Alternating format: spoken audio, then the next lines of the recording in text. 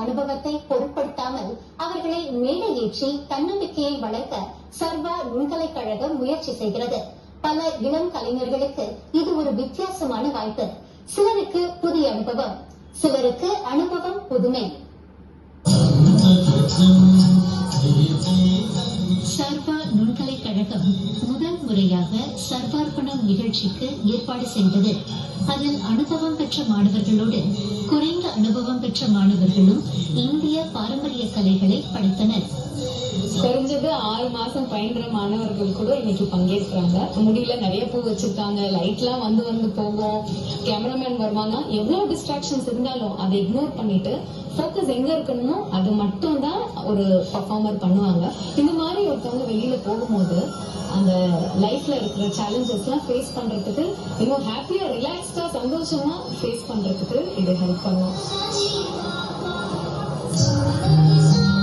குறுகிய காலமே கலைகளை கற்றுக்கொண்ட போதிலும் இந்த மேடை அனைத்து வயது மாணவர்களுக்கும் புத்துணர்ச்சியை தந்தது.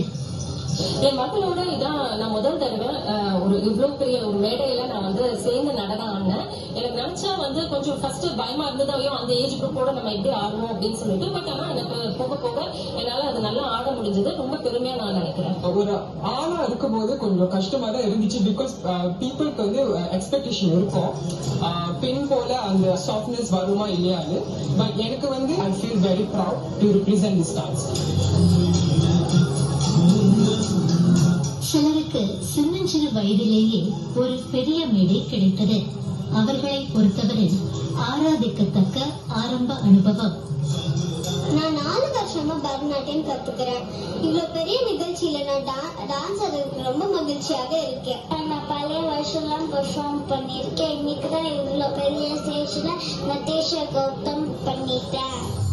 கிரேட்டா ஐயர் மக்கள் அரங்கத்தில் நடைபெற்ற நிகழ்ச்சியில் 500 கலைஞர்கள் பங்கேற்றனர். கலைஞர்களுக்கும் பார்வையாளர்களுக்கும் நிறைவான அனுபவத்தை தந்தது சர்வார்ப்பணம்.